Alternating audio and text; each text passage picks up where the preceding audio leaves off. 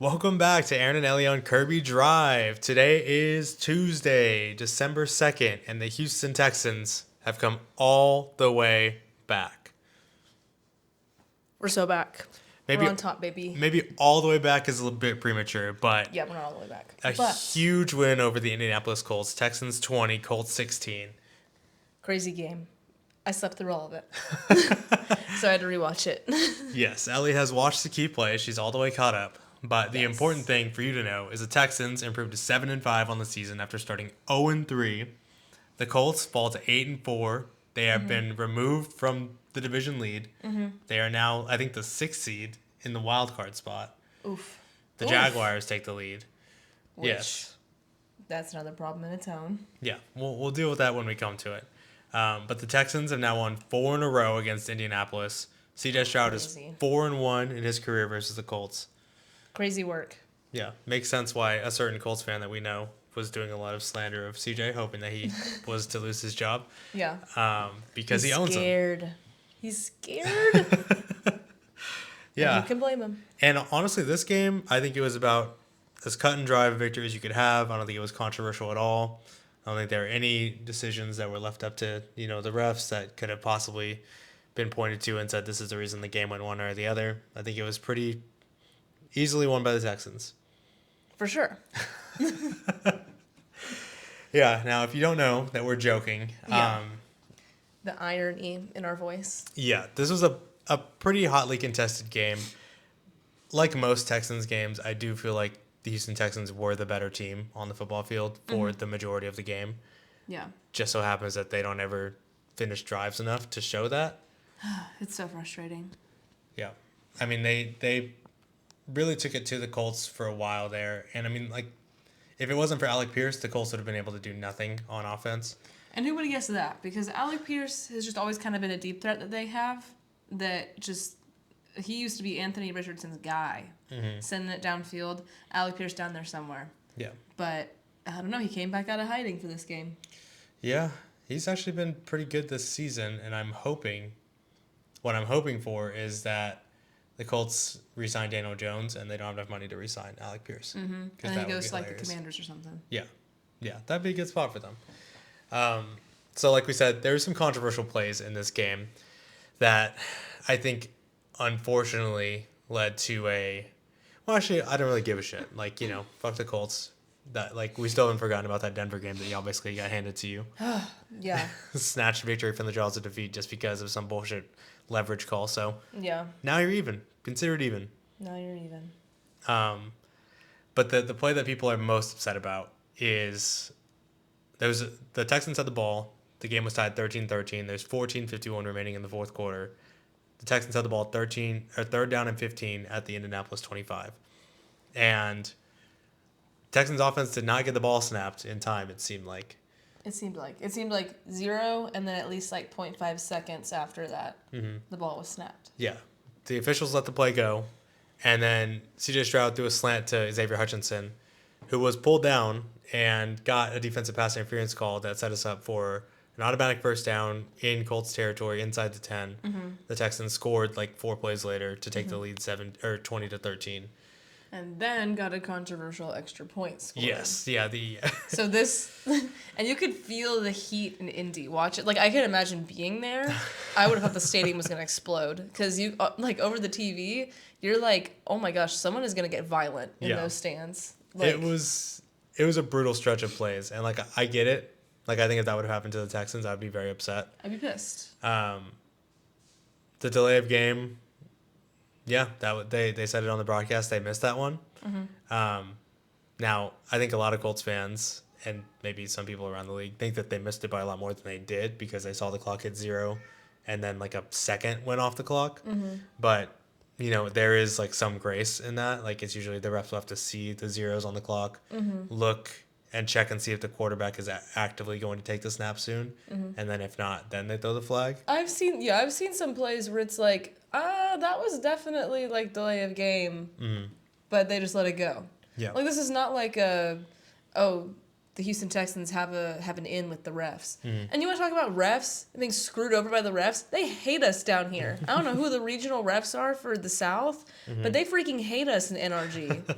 So, like, and why I'm so traumatized and think that, like, next week's game against the Chiefs is going to be just a dogfight and terrible, and why I can't fully confidently, like, say, yeah, we're going to win that one, is because the freaking games that we've played against in the past 2 years, the refs have just been terrible in the calls where they make, like, allegedly protecting Patrick Mahomes and all these different things. So it's like we have gotten the short end of the stick when it comes to calls.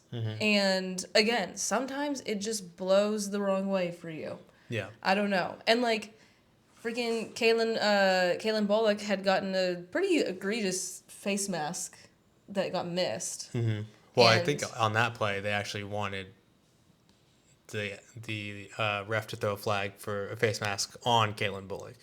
Oh. Like, yeah, Kalen Bullock got his face he? mask grabbed first. Oh. And then he, like, put his hand on the side of Jonathan Taylor's helmet. And then they were, like, pointed to that as, like, oh, that should have been a 15-yard penalty on Kalen Bullock instead. Bruh. But it's like, okay. If we're going to be, like super picky about all these different things, like pick apart everything, like not everything gets called, and every team in the NFL knows that. Every team in the NFL has been scarred by refs not calling or calling plays that they did not think should or should not be called. Yeah. And like there was a pass interference against Kalen Bullock, where it's like the ball was not catchable. No, it landed a solid 10 yards out of bounds. Yeah, so it's like, was that really pass interference? I wouldn't think so, but I'm not the refs. So that's one that's, yes, super frustrating, but we just have to eat that. Yeah, I mean, the Colts scored a touchdown the very next play. It was 3rd down and 19. Yeah. Daniel Jones throws up a prayer to nobody. Hopes that he can get pass interference. He does, somehow. And then they get a touchdown in the very next play. And it's exactly. Like, okay. So it's like, I could kick and scream and throw up and cry about how, like, are you serious, blah, blah, blah. And, like, sure, if we had lost, I would have been like, that's a bummer. I hate how we didn't get that call, or how we did get that call. But then you just suck it up and go into the next week. Yeah. Or, in the Colts case, you hit the panic button and blame everything on the calls the Texans made and not on the performance that you had. Yeah, this wasn't the Nico Collins rushing touchdown happened with, like, 13 minutes left in the game. Yeah. And if you're the Colts, I've been told you're the number 1 offense in the NFL. That's what I Maybe hear. you score more than 16 points. That pass that Kalen Bullock got called for interference on, Chris Sims was talking about it later on in the Sunday Night Football broadcast, and he said that the hot dog vendor had a better chance of catching that pass than Alec Pierce did. So I think even some people, I don't want to hear it. Yeah, some people in the NFL media are like, all right, bro, whatever. And even if the Texans don't get the DPI, they kick a field goal, they go up 16-13. The Colts kick their field goal to go 16-16. Then we probably kick a field goal on 4th down when we have the ball in Colts territory rather than go for it on 4th to go up 19-16. The Colts may tie it up on their final drive, right? But keep in mind that the Houston Texans, trying to run out the clock, had the ball all the way to their own 47 when they just stopped playing because they just, were running out the clock. So the truth of the matter is, like, the score looks closer than it should have been because the Texans are moving the ball between the 20s all day long. Right. But they just couldn't punch it in. Yeah. We tried to go for it. So if you want to take 4 points off of our ledger and say, all right, C.J. Stroud, go and beat the Colts on the game-winning drive, just we need a field goal. It's not like he's ever done that before. He's gone into Indy and beat the crap out of Indianapolis in situations like that all the time. Remember that Nico Collins one-handed catch to open the season last year, where it was just got to have it on 3rd down and forever. So I don't know. It would be one thing if this was a game-deciding play, but you had a full quarter to go out and try and win a football game. Yeah, and then the extra point. Everyone's throwing a fit about the extra point. And it's like, it's 1 point. Yeah. If you wanted it so bad, go down and get a field or don't miss your own extra point. You were not gonna you did not go down and get at least a field goal even. So it's like that 1 point inconsequential. Yeah. It does not matter, and like whatever. Like I don't have a side view of like when it crossed over the uprights. I mean, it was good. But like the ref was looking right straight up no hesitation. Didn't even look at the other guy. Both referees. Hands straight up. It's good. So it was good. Anything like where it hits the net, I don't care. That net is 15 yards behind the upright. Yeah. It was good. That's not something we need to talk about. That the extra point was good. Yeah. Score points. That's something we can talk about real quick before we get to the offense. But you're talking about like all these ticky-tack calls or whatever. Guess what? The Colts, you scored 20 points in every game before this. Mm-hmm. You only managed 16 in this game. Yeah. You lost the game. I'm sorry. The Houston Texans defense shut them down.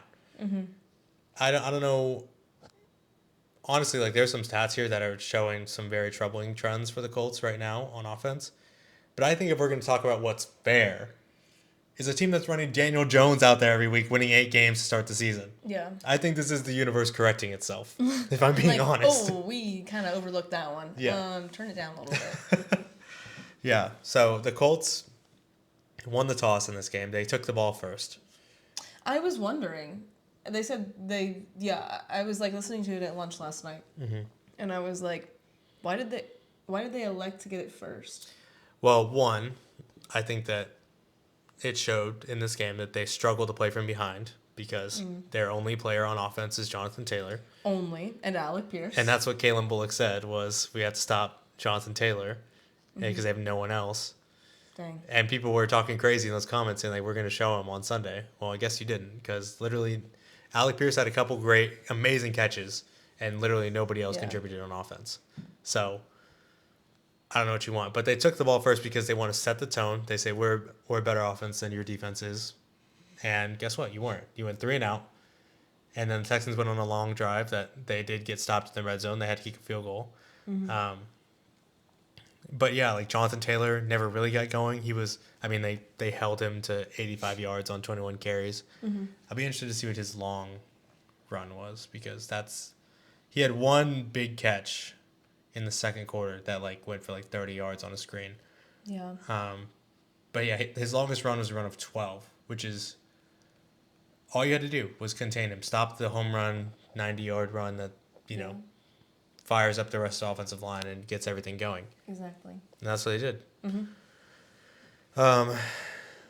Yeah, I mean, Daniel Jones, whatever, his fibula's hurt a little bit. Yeah.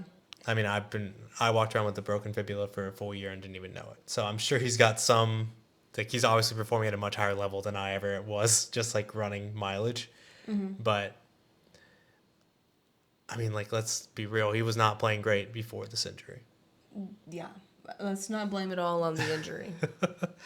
Because I think that there's just some other more Daniel-y things happening. Yeah.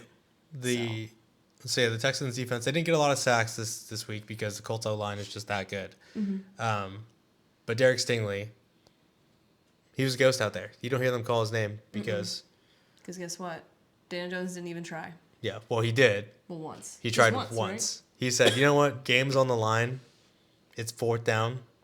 Oh. Let me try him real quick. The 4th and 7 or 4th and long or whatever? Yeah. Let me go ahead and try Derek Stingley. I haven't done it all game. Yeah. Let me do it right now. Game on the line. I want Derek Stingley. That's a crazy phrase to say. Yeah, and it blew up in his face. So there's a reason you were avoiding him all day. And yeah, he made you pay for it on 4th down and 9 to end the game, basically. Yeah, he said, don't test me. Mm-hmm. You going to test me? All right. Yeah. Game over.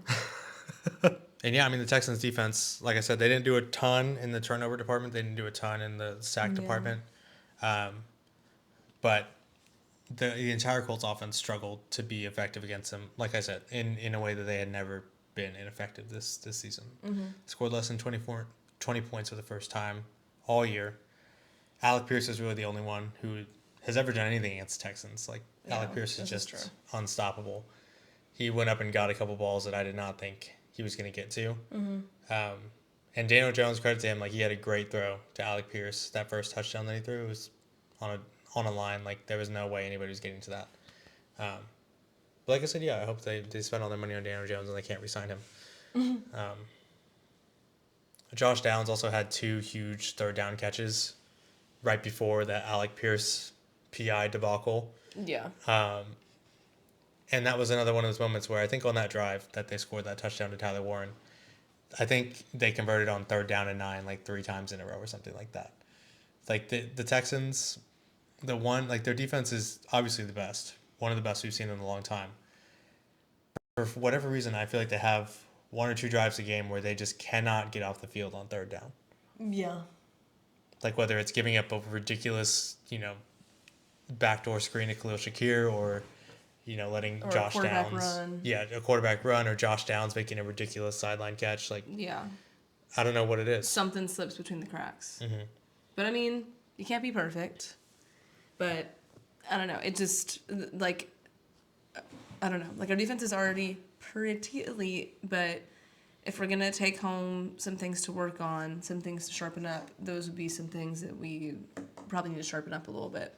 Yeah. It's like, why on these third downs, fourth downs, when it's high pressure situations, what's happening? Mm-hmm. Is it mental? Is it like we need to be more like on the same page? We need to like reconvene.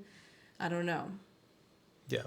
Yeah, I don't know. They need to get it cleaned up. But obviously, like you said, it's hard. Because if they get it cleaned up, they're literally a perfect defense. And that's not possible. Right. So, so I don't know. It's nice to be able to nitpick things like that. And Right. just say, like, just fix this and you're unstoppable. Mm-hmm. And now we can talk about the offense. Speaking of stoppable. Mm-hmm. They didn't play poorly this game. They moved the ball between the 20s just fine. Yeah. And I have some very interesting stats about offensive efficiency later on. Okay. But CJ Stroud is back this game. He is. And there was a bit of controversy about him starting. I say a bit. There was zero controversy, just people with, I imagine, no jobs commenting online saying that Davis Mills should start. I know, we told, your mom was like, maybe we should keep Davis Mills in. And we were like, no, for these reasons. And she's like, oh, okay, put CJ in. Yeah, so his final stat line today, not pretty, but not the end of the world for someone who hasn't played in 3 weeks. He was 22 of 35, 276 yards passing, 1 interception, and 2 sacks for negative 20 yards.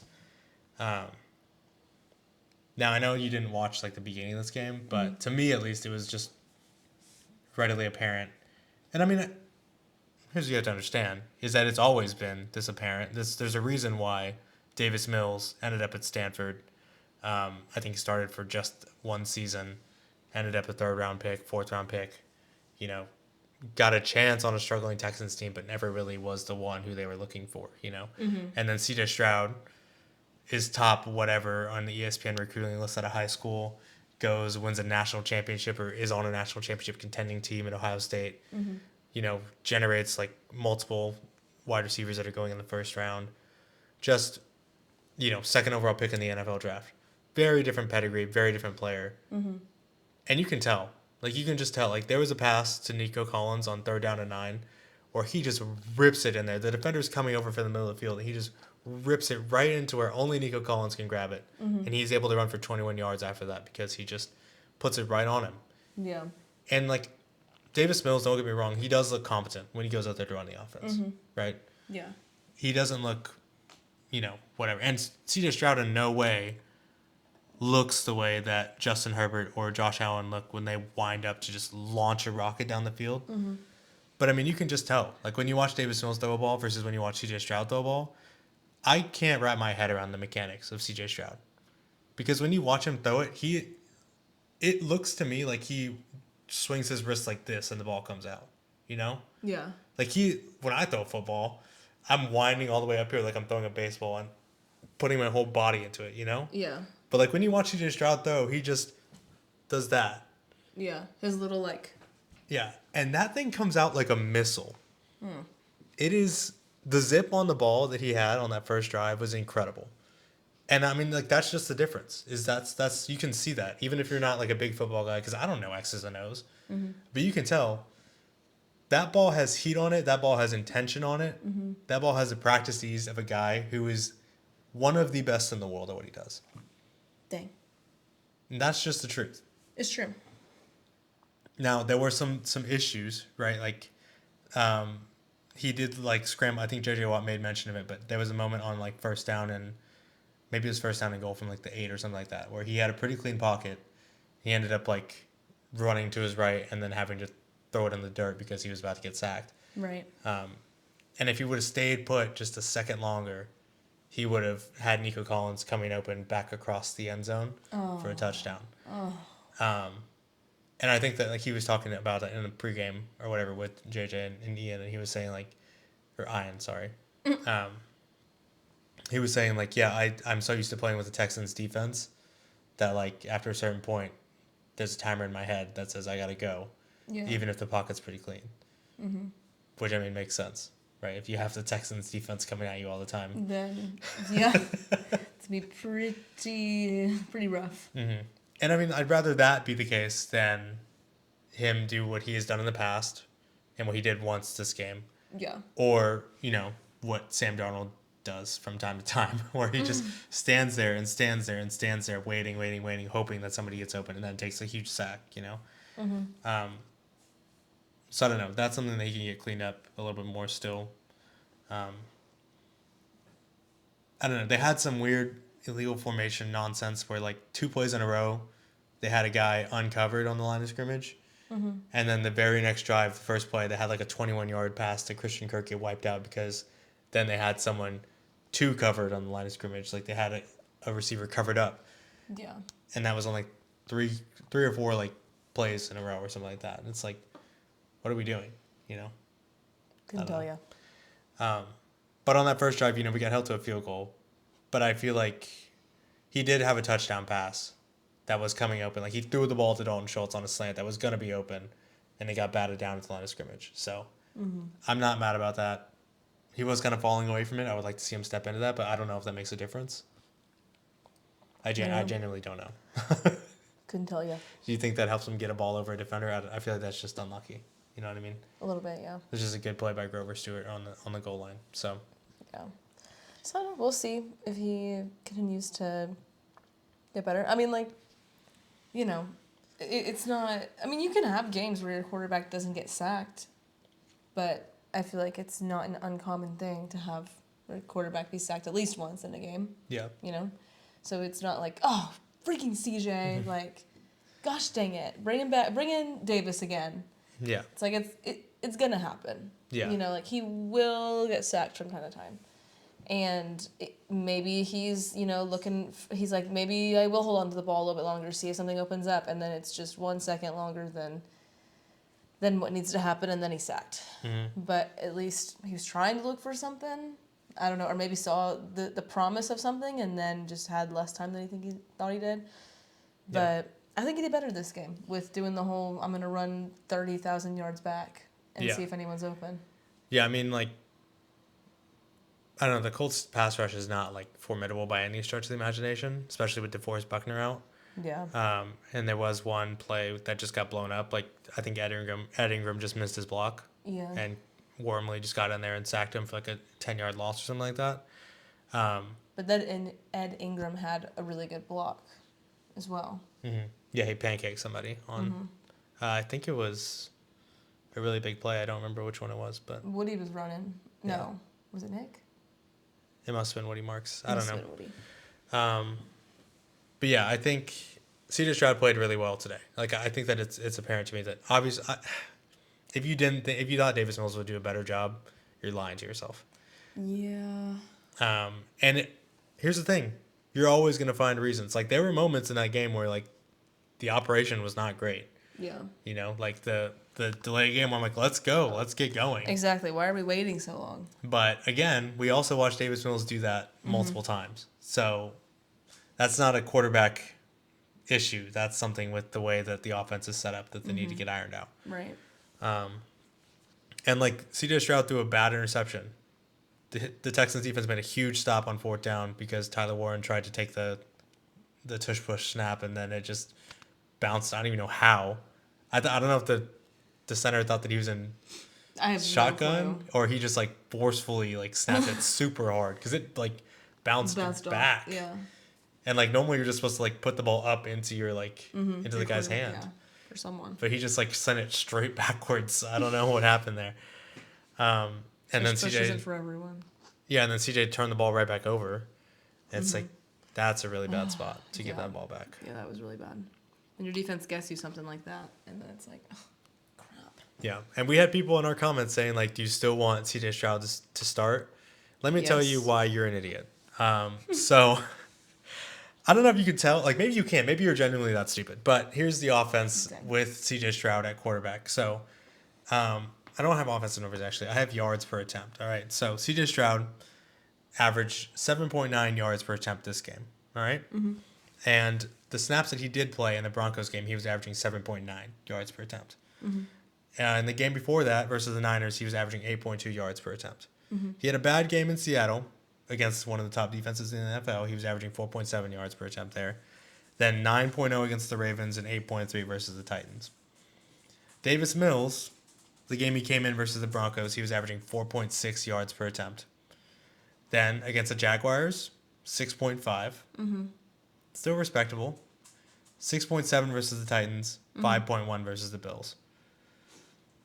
You can tell that if you're averaging 3 yards more per attempt with C.J. Stroud at quarterback, Yeah. you make the call. Yeah. That's true. Because they both played the Titans. Yeah, they both play the Titans, and C.J. Stroud's number was what? Two whole yards better? Yeah. Crazy. I don't know. I don't know why we need numbers to back this up. Like, common sense should be enough for this. Yeah. Because, again, Davis Mills will get in there and he'll manage the hell out of a game. But your offense is always going to be limited. Yeah. They can only do so much. They only got so many things they can do with Davis at the helm. Mm-hmm. Which, again, this is not Davis slander. Yeah. We love Davis. Mm-hmm. However, he's the best at what he does, and what he does is second-string quarterback. Yeah.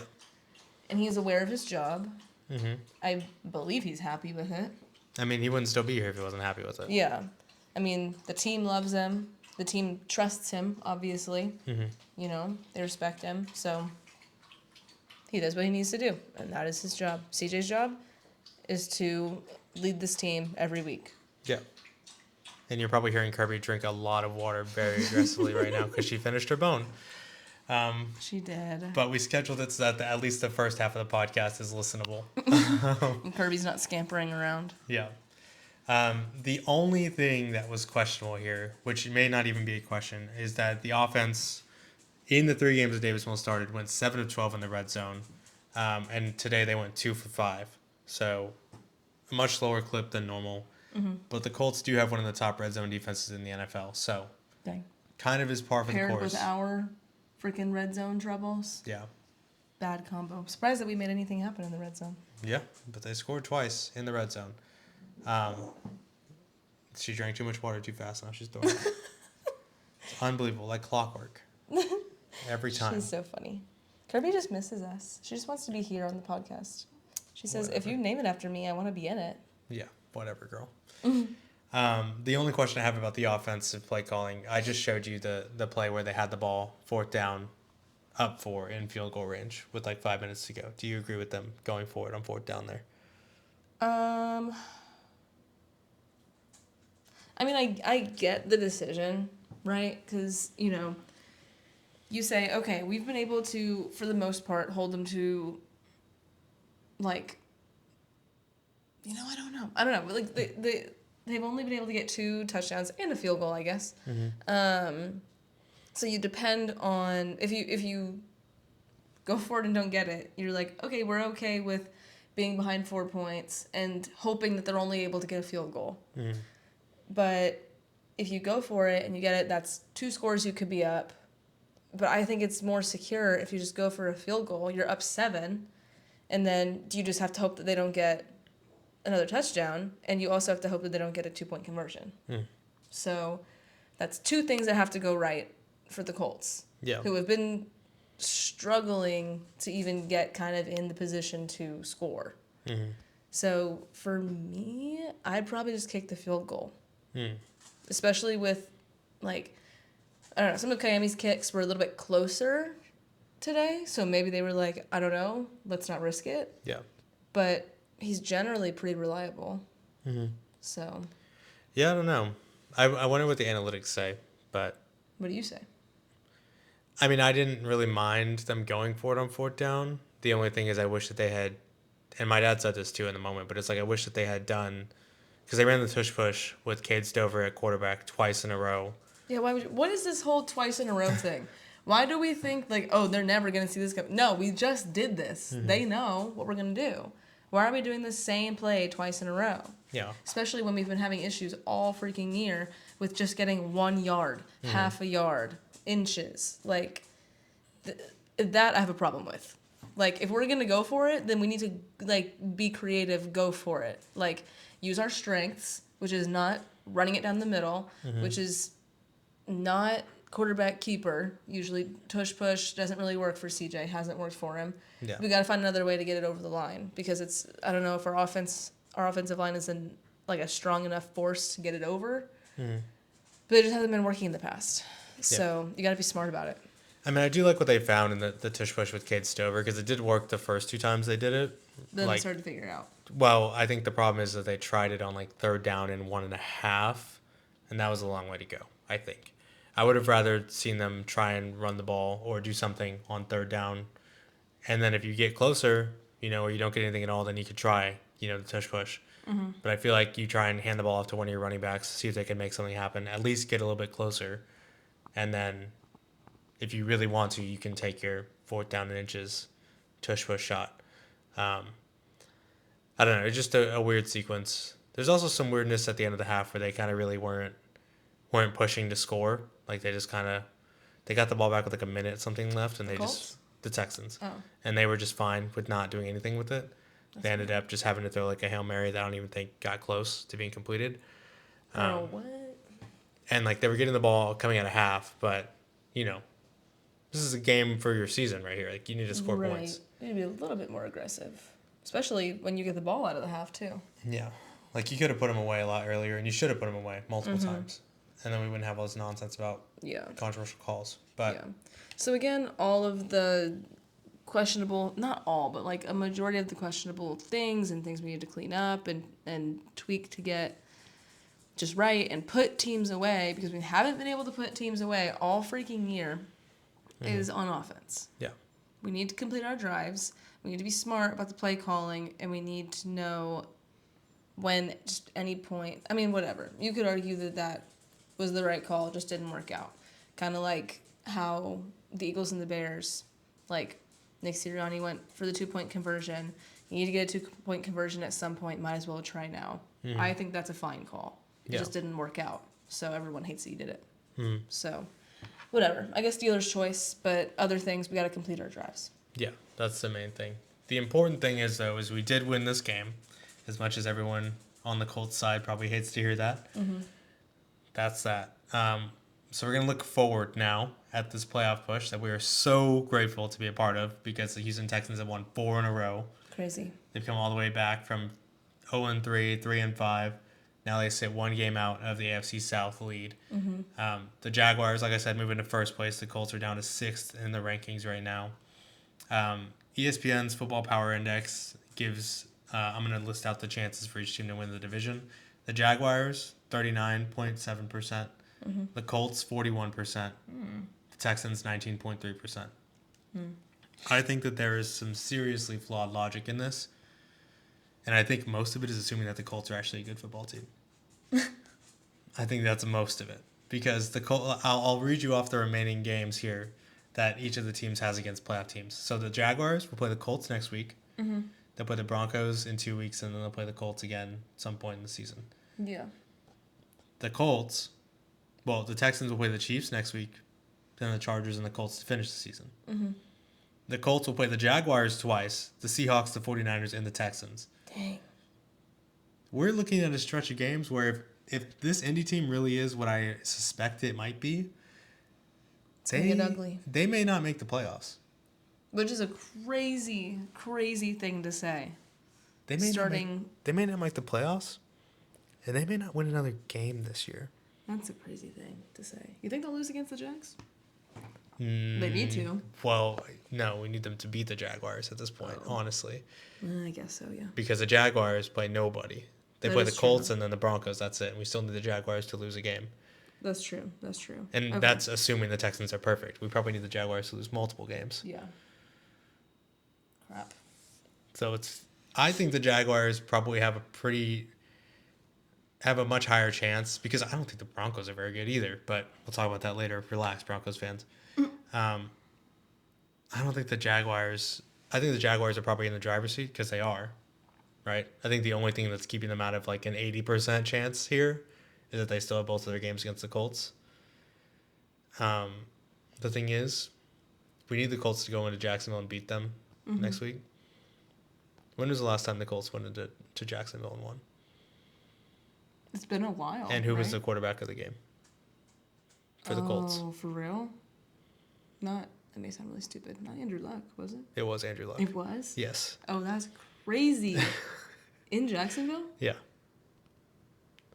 That's wild. Andrew Luck in 2014 threw 4 touchdown passes in an Indianapolis Colts win against the Jacksonville Jaguars at home. Wild. Dang. That was the last time that the Colts won in Duval County. That's crazy work. So if you're a Jaguars fan, somehow you're feeling pretty good about this. Although I know what you are. I know what you are. And it was it last year or year before? Well, you were in this exact same spot. You were 8-3. That was bad. You were 8-3, and you had this division locked up. And look, I'm not going to give you the full like you have this division locked up thing because you weren't leading until we made it happen. But really, like that's coming for the Colts later if they don't end up coming back and winning the division. But the Jaguars now sit in the driver's seat. But I know that when that weather gets cold,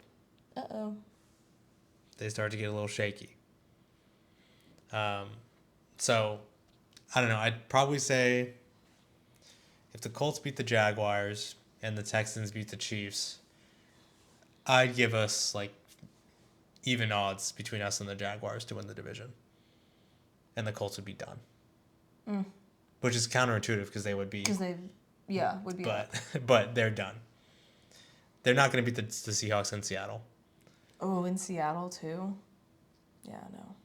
And I don't know. Like they could beat us at home, but I don't think so. And I don't know if you're going to beat the Jaguars twice. So, I don't know. Basically, all the Texans need to do is keep winning their games and eyes ahead. Hope that the Colts beat the Jaguars at least once, but preferably twice, I think. Yeah. And then that they lose the rest of their games. True. Or hope that the Jaguars could just lose to the Titans or something like that. That'd be hilarious. That would be nice. But the Titans didn't help us out at all this week. No, they suck balls. I told you this was not their week to lose to the Titans. Yeah, I need to go back through and check the records because I didn't even make the posts, so who knows. Crap. As far as the other wildcard teams go, if we don't make the playoffs, if we don't win the division, I think things are still pretty promising there. Mostly for the Chargers are the most vulnerable here. So the Bills, they play the Patriots still, who they've already lost to this season. Then they play the Eagles as well. They also have the Bengals this Thursday night, which they have Joe Burrow back. Yeah, they did true. beat the Ravens. They did, but Lamar's not looking so great. So. But neither are the Bills. That's true. So that's true. Joe Burrow could do us a big favor on Thursday Night Football. And really give us a leg up. Yeah, and the Texans have already beat the Bills head-to-head, so they have the tiebreaker over them. The Chargers have the Eagles, Chiefs, Cowboys, Texans, Broncos to finish the season. Dang. Now they play the Eagles on Monday night. Justin Herbert, which we'll talk about this later in the Chargers game, but Justin Herbert has just undergone surgery on his left hand, and he's now day-to-day. He could possibly miss that Monday night game. He has surgery on his hand? How is he not... Is, like, hand surgery easy to recover from? I don't know. It's his left hand, so... I guess. I mean, Aaron Rodgers is out there with a broken one. Well, not anymore. Or maybe a little bit. I don't know. That was a weird game. I fell asleep during the end of that. But oh, yeah, it was a weird game. I listened to it on the way to work. But the Chargers, we still have a game against them. We can get the tiebreaker there if we win that one.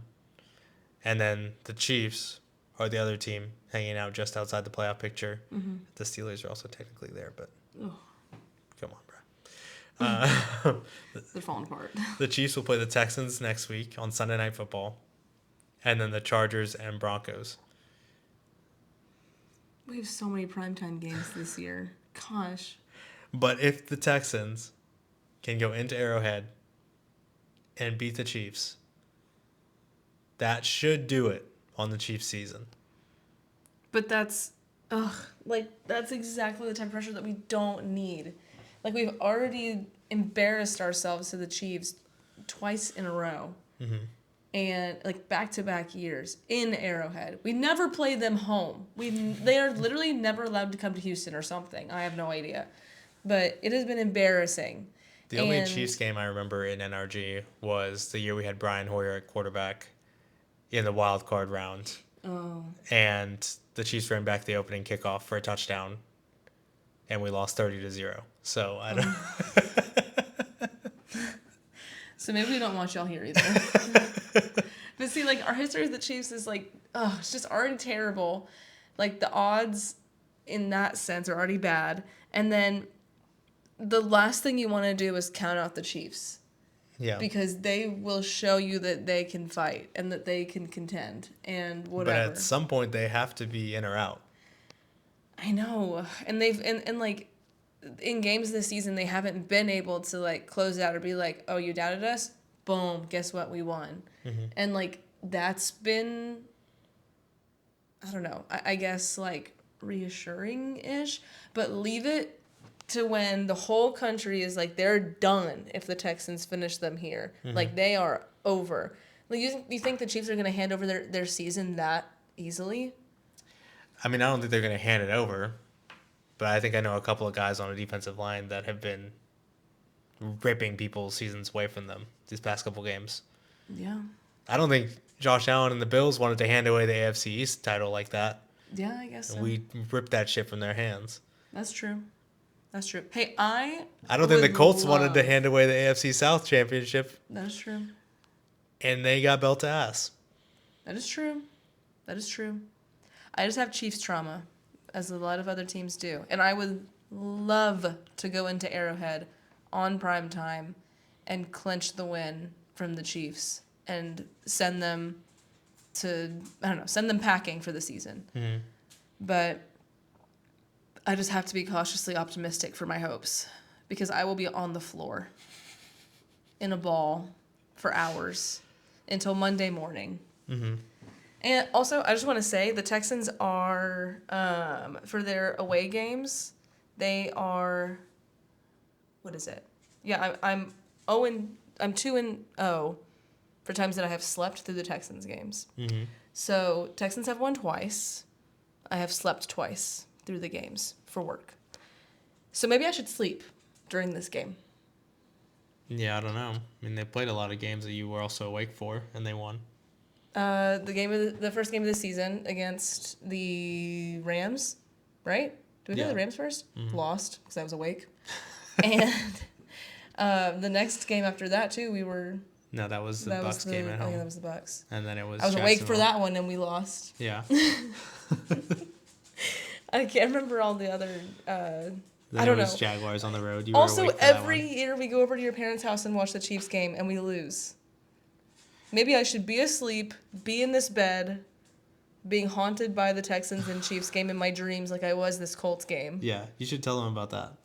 Oh, yeah. So I was asleep for this Colts-Texans game initially, and Aaron went to go over to his family's house to watch it.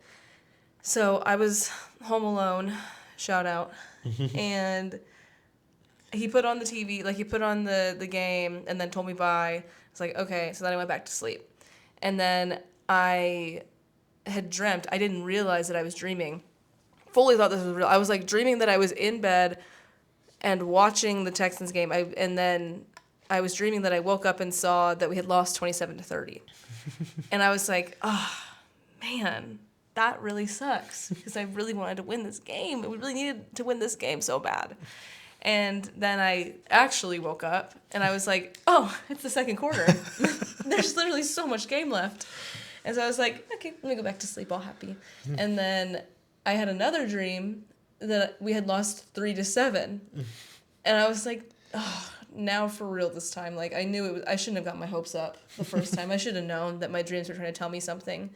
And I woke up, third quarter. It's like, oh my gosh, I'm literally being haunted by the Texans, like consciously and unconsciously. Mm-hmm. So y'all are ripping apart my subconscious. So please. Yeah, they could do us a lot of favors by winning on Sunday night, and that's really going to be the biggest game of the season. I could have sworn that some of these graphics were like giving us better chances to win than if we had won this game in Indy, and like, sure, I think now we have a 63% chance according to the NFL. NFL, like, whatever calculator. This other one from ESPN gives us a 52% chance to win or to get into the playoffs. 19% chance to win the division, right? Yeah. Yeah, which I think is a little bit skewed, but we'll see. But if we win this game, man, it's going to be hard for anyone to keep us out at this point. Because I don't think that the Chargers can win. I don't know if the Chargers will win even most of those games. Like, I think, honestly, like, the Chargers may miss the playoffs and the Bills may, like, they're lucky they beat the Chiefs, is what I'll say. Because even if the Texans beat the Chiefs, like, I don't think they're going to go away. Mm-hmm. So, I don't know. The good news for the Texans that I will leave you with before we move on for this week. So the Texans were 30th in offensive success rate the first 8 games of the season. Over the last 4, they've improved to 47%, which is good for 3rd in the league over that time. What? Mm-hmm. With how we've been looking? Yeah, I mean, it doesn't account for, like, I don't think it really factors in, like, red zone success and stuff like that. But, like, success here is defined, because I didn't really know what this meant either, but a successful play is defined as one that gains 50 or more % of the necessary yards to gain a first down on first down. Mm-hmm. So, like, 5 or more yards on first down. 70+% of the necessary yards to gain on second down, and 100% of the necessary yards to gain on third or fourth down.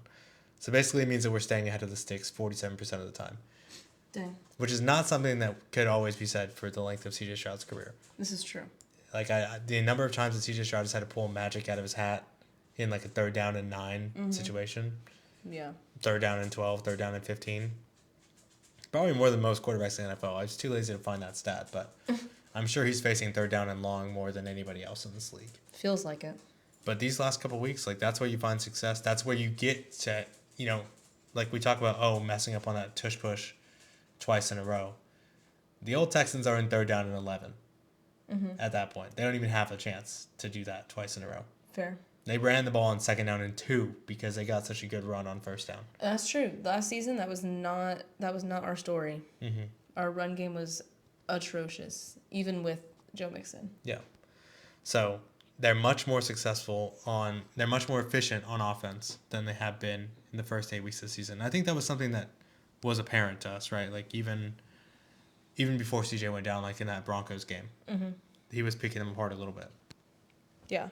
Now, something that we always joke about, but that success rate has come with Blake Fisher as the 6th offensive lineman. Wow, with Blake Fisher. Mm-hmm. Number 57? Yeah, is reporting is eligible. Yes. He must be eligible. That success rate is all the way up to 55% across 55 snaps with the 6th offensive lineman in the game for the Texans. Mm-hmm. So they're going heavy most of the time. Not most of the time, but a lot of the time they're bringing Blake Fisher in as that extra offensive lineman. And it just creates a lot of mismatches on the defense because you can either leave your base defense in there and you can have somebody take the top off your defense because it's a play action pass and we're actually passing out of that formation, max protect. Mm-hmm. Or you put your nickel and dime defenses in there with more defensive backs on the field and everybody on the offensive line is actually running forward and running over, 200-pound cornerbacks rather than 240-pound linebackers. So, yeah. I don't know. I think it's been working. I think it's good. Like, that they could tell that the offensive line needed help. And so they said, well, we can't right now. So we're going to put Blake Fisher out there. And it's good to see that he's actually getting play time. Yeah.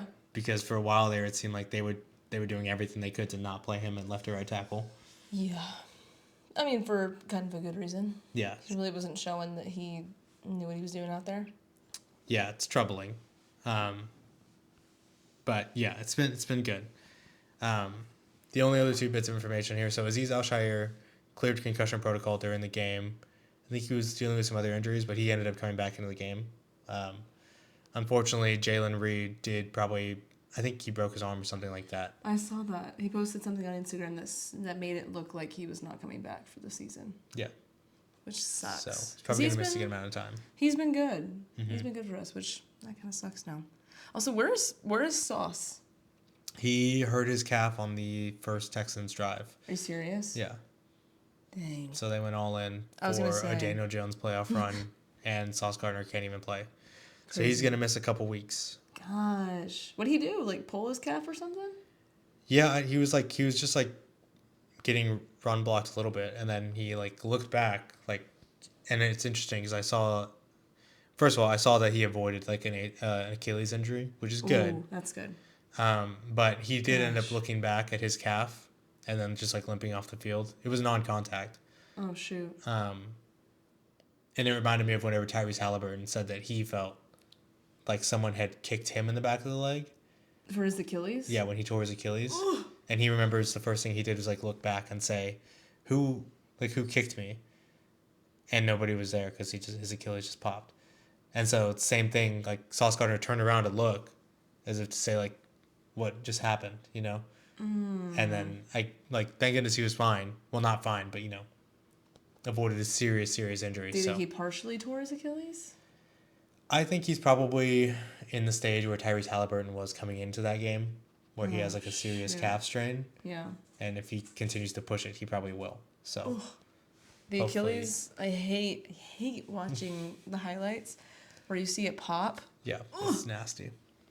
I hate that.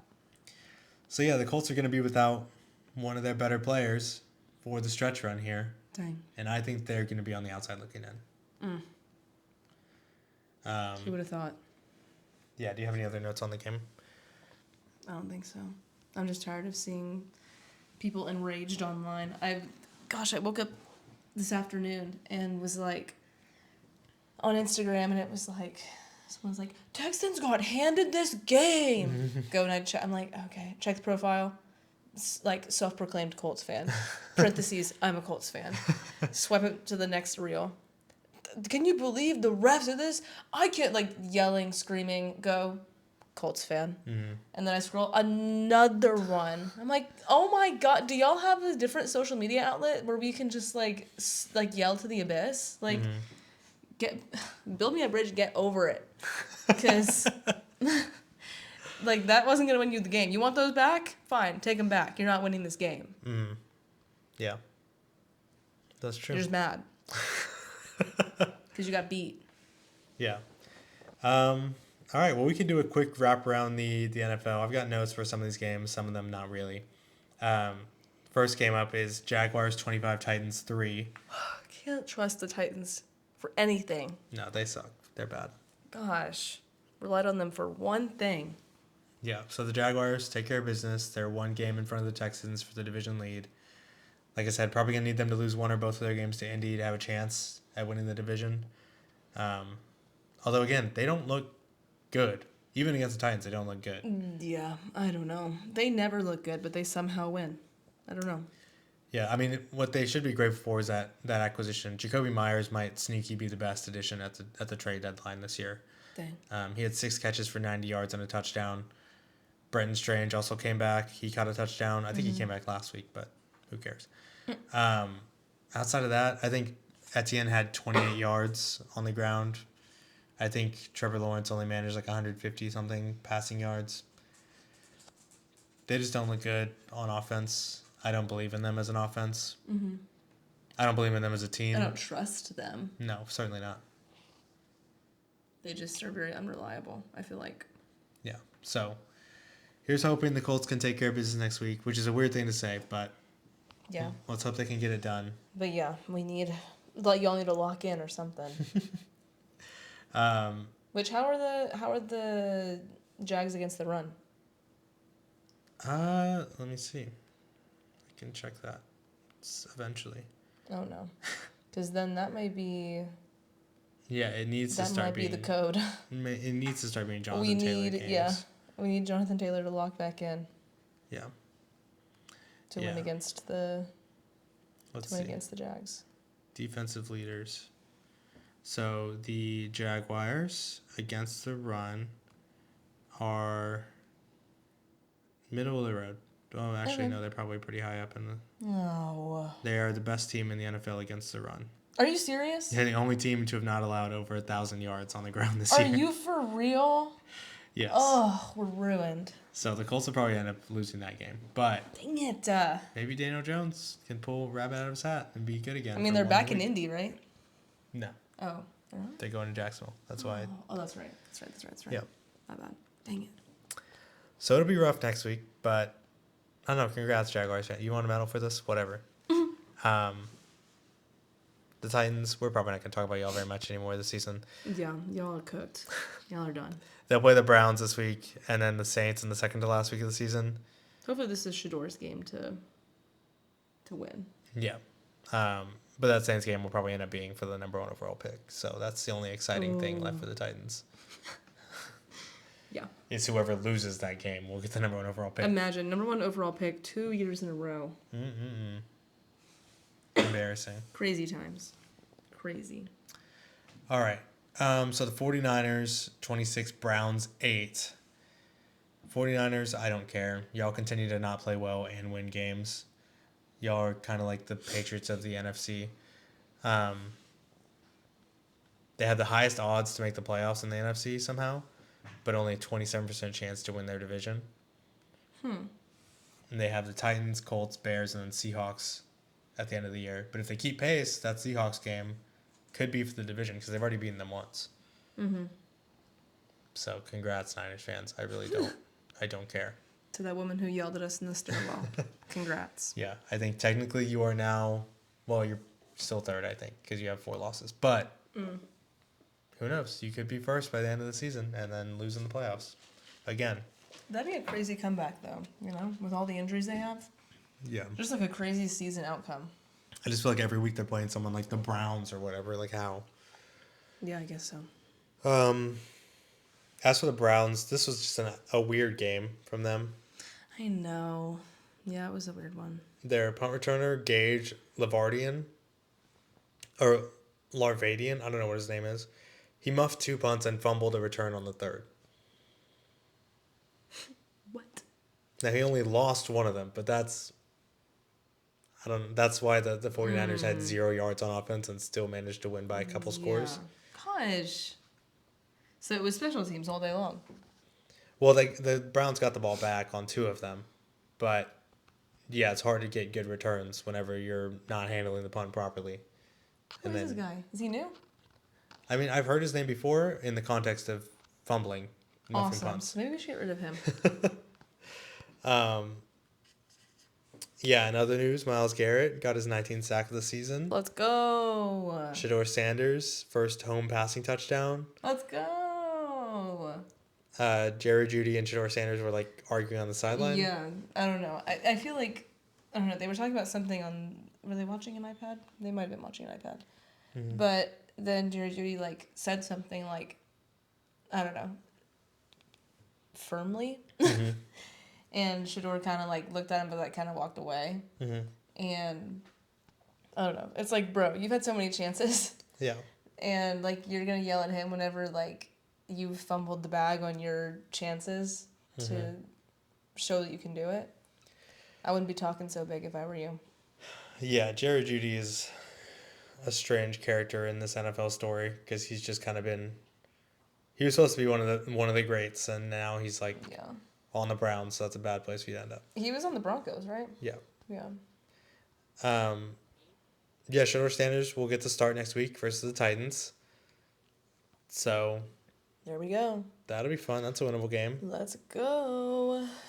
Shador time. But that's about all I have for this game because. I mean, it was an ugly game. Yeah. Bad. How did he get 8 points? They went for 2 on their first touchdown. I don't know if their kicker was hurt or they just felt like going up 1. I mean, what's his name? Not Stefanski? Yeah. He apparently went for it on 4th, like, at least 3 times. Oh, yeah. There's a couple, like, weird stuff in the play-by-play where, like, Harold Vannon fumbled the direct snap and on 4th down and turn the ball over on like 3rd down in their own territory. Just a bunch of weird stuff that I don't know. Just anything to keep the rock out of Shador's hands, I guess. I don't know why. I don't know, but Shador is rising above it all. For all y'all saying that he's so unprofessional and cocky and whatever, like, he sure is handling this with a lot of grace. Yeah, I saw something where, like, people questioning those decisions, and Shador was like, I'm not going to talk bad about my coach. Yeah, so whatever. Y'all stay hating. Mm-hmm. Speaking of hating, Panthers 31, Rams 28. Ooh, how's your inbox? I don't speak to Panthers fans anymore, but Bryce Young and the Panthers, they just will not go away, and I don't understand it. They have a bad game, they have a good game. They have a bad game, they have a good game. Oh, you don't even know the half of it. I've got a crazy stat for you in a second.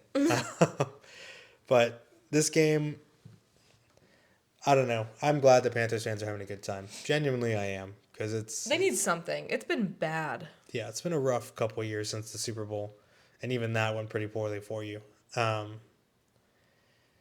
Yeah, I heard them like doing like chants on offense, which is bad. I don't know why people were like, "This is so cool," but they were doing like the keep pounding thing like organically. Like apparently there was nothing even on the. Obviously not because they're an offense, but like Yeah. keep it down on offense. Maybe that's why y'all are losing all those games. Yeah. None of y'all know ball. But I don't know. People are saying the Panthers are back. I don't believe you. I'll believe it when I see it. Take over the Bucs for the division, and I'll believe you. Yeah. Because Matthew Stafford threw, in this game, as many interceptions as he has all year. So he threw 2 interceptions in this game. He'd only thrown 2. Before this. Yeah. And then the Panthers, for their part, converted all 3 of their 4th down conversions. Dang. 2 of which went for long touchdowns. Shoot. And they got that pick 6 off of Matthew Stafford. Right. These things are not recreatable or sustainable. Yeah. You know what I mean? These are a lot of like, oh my gosh, I can't believe that just happened. Yeah. Those are... The 4th downs are a desperate team who has nothing to lose. Yeah. Just airing it out on 4th down whenever the Rams probably expect them to go for it, like a, short run or something like that. And then Matthew Stafford having the worst game of his season, and at the same time that all this other stuff is happening. So I'm not convinced that the Panthers are good. Mm-hmm. And I'm not worried about the Rams long term from this game. The only thing I'll say is that for a long time I thought the Rams were the one team that could win it all without question. I thought so too. But then this game made me question. I mean, whatever. You can have an off game. You can have an off game, but the fact that you can have an off game makes me think, why not the Texans? Yeah. Why can't the Texans win it all?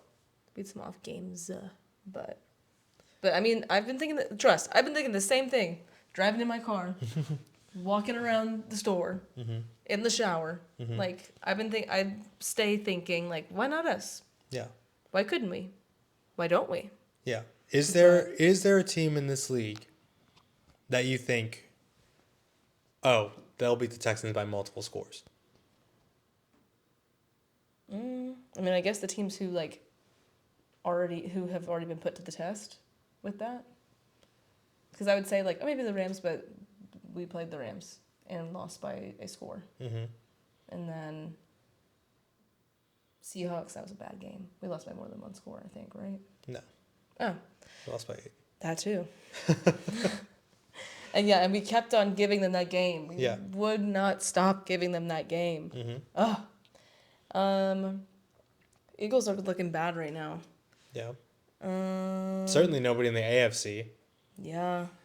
Like the Broncos are fighting for the 1 seed, and they barely beat Davis Mills by 3. Yeah, I mean, we haven't played the Patriots since last year. And we beat the shit out of them. We did. That was a good game for us. We already played Buffalo. They played Tampa. Yeah, I don't know. I don't think there's a single team in this league that you could look at them on paper and say they will beat the Texans, for sure. The only one that I'd be scared of is the Chiefs, just because of our history. But even then, like, I'm sure, like, if you go to that game right now on the NFL thing, I'm sure that there is, like, a 50-50 split for that game. Really? Let's find out Let's find out. What does it say? Okay, so it's 34.5 to 65% Dang, Chiefs. people are really thinking that the Chiefs are going to win. But That I mean, makes me even more nervous. the Chiefs are only like they started out as 5.5 point favorites. They're down to 3.5 point favorites. So I don't think people are saying, "Hey, $52. Maybe we should go to that game." Oh my god! I'm not driving to Kansas City, Missouri. No, I'm not driving. Definitely not driving. But yeah, do you think that we're going to lose to the Chiefs? I don't think oh yeah, we're going to get smoked by the Chiefs. You know what I mean? Mm-hmm. I could see us losing this game. Yeah. But I could see us winning this game. Yeah. If we're going to lose, I feel like it would be within a score. Like there are years whenever TJ Yates won that playoff game for us and we went into Baltimore, I thought for sure we're losing. Yeah. And we almost won. We almost did it. But then we didn't do it, you know? Yeah. And then the year that we ended up going 12-4 or something like that, and we went into Foxborough to play Tom Brady, I was like, there's no way we're winning this game. And then Danielle Manning took the opening kickoff back 95 yards or something like that. And then we ended up kicking field goal and losing by a million. But But hope was alive. Yeah, or when the first year that CJ Stroud was playing where we went into Baltimore, there's no way we're winning that game, you know? Even now if we go into Baltimore. Mm-hmm. I know we played them without Lamar. Yeah. But I don't think that the Ravens beat us. Yeah. If the Bengals can beat them. Mm-hmm. I don't know. Why not us? We just got to get in. This is the year you just have to get into the dance. Yeah. And then you can prove yourself along the way. If you can get a home game in here, even better. That would be so helpful. So yeah, that's my takeaway from Panthers Rams is nothing matters for these two teams, right? Because the Panthers are who they are. Bryce Young, I don't know why, how. I think he threw 3 touchdowns this game. Again, 2 of them were on 4th down where nobody was expecting them to throw that pass. Mm-hmm. Ted McMillan is awesome. That's probably the most wrong I've ever been about anybody.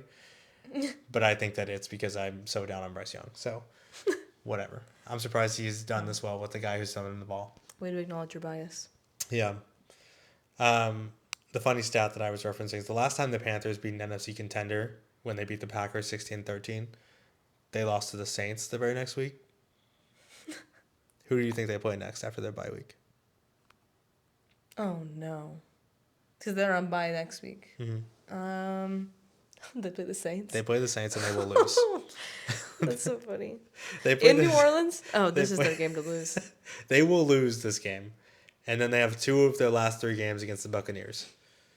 So, hey, it's a great win. Enjoy it while it lasts, but it's not going to last. So, this is actually a perfect time. You beat the Rams right before your bye week. Yeah. You get a full week to be happy. Yeah, a full 13 days. That's best case scenario. Mm-hmm. I am actually glad that y'all have that. Yeah.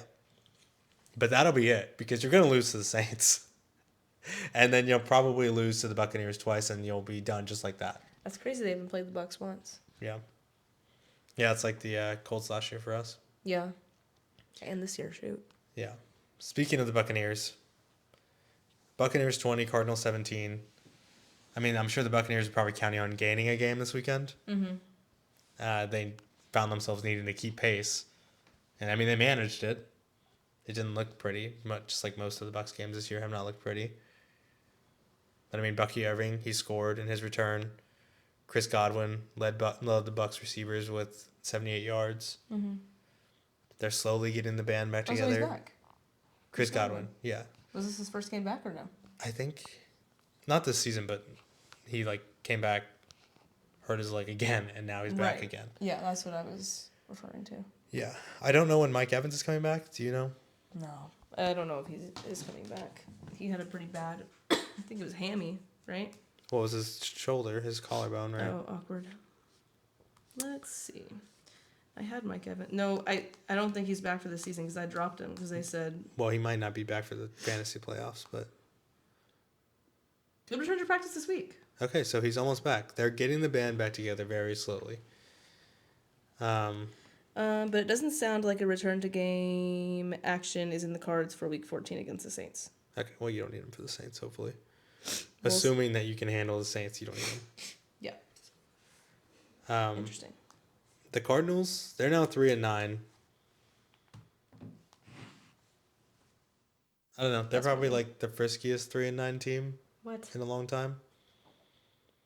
They push basically every team to the limit. Like I guess, yeah. they were driving to go and take the lead in this game Was with 2 Jacoby minutes Brissett left. starting? Yeah. Yeah. So like the Texans will play the Chiefs this week and then they'll come home to play the Cardinals next week. Or And that's one of those things where like that's a game that you have penciled in as a W on your schedule because it has to be. it has to be. And yet the Cardinals are not. They won't hand it over easy. Yeah. They'll make you work for it. Mm-hmm. We just got to be able to go and get it. Yeah. So keep an eye on the Cardinals. They never really lose by a lot. Mm-hmm. Yeah, then there's 2 more mid-afternoon games. Dolphins 21, Saints 17. Dolphins technically still alive. Saints have the lowest strength of schedule of teams with 2 wins or less. So they would have the tiebreaker on any other team for draft positioning. Mm-hmm. They just need to keep losing and then lose that game to the Titans. And they'll have the number 1 overall pick. Wild. But they do have the inside track on it right now. So Okay. a win Are from they here going to on get a out. good quarterback this time? Maybe. I don't know. Or are they rolling with Tyler Shuck? I mean, you got to draft a quarterback. You can't do this again. Although, I don't know. It's funny. What would happen if they just would have drafted Shador? Probably the same thing. Oh. I don't know. Never mind. I don't know. The Saints are a train wreck. They're not a good football team. It's going to take a lot more than a quarterback to fix them, I think. Mm-hmm. Speaking of bad football teams, Jets 27, Falcons 24. I told you it was the Jets' game to win. I told you. That's on record. Yeah. They have won 2 games in November. The Jets did. The Colts, Chiefs, and Buccaneers each won once. So, Jet supremacy. Jets, Jets, I guess. Mega sad game. Nobody cares. Well, I did. I didn't even know they didn't score anything. Yeah, next game. Oh, no. Next game, Seahawks 26, Vikings 0. Oof. We talked on the show last week about how some people were thinking Max Brosmer, the Illuminati, was keeping him hidden so that J.J. McCarthy could play because he was secretly a lot better than J.J. McCarthy.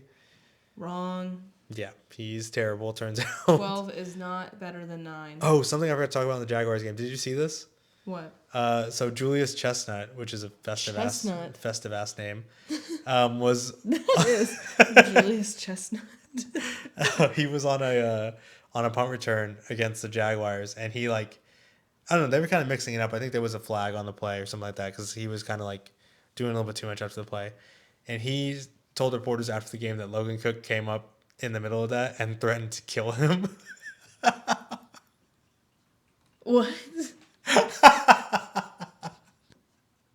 That's crazy. I was just trying to play hard, and then he came up to me and said he was going to kill me. I don't know what made him do that. That's the funniest part is I don't know what made him do that.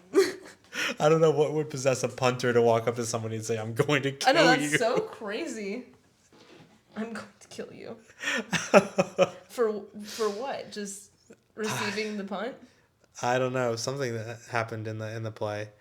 I guess Chestnut hilarious. blocked Cook in that. Oh.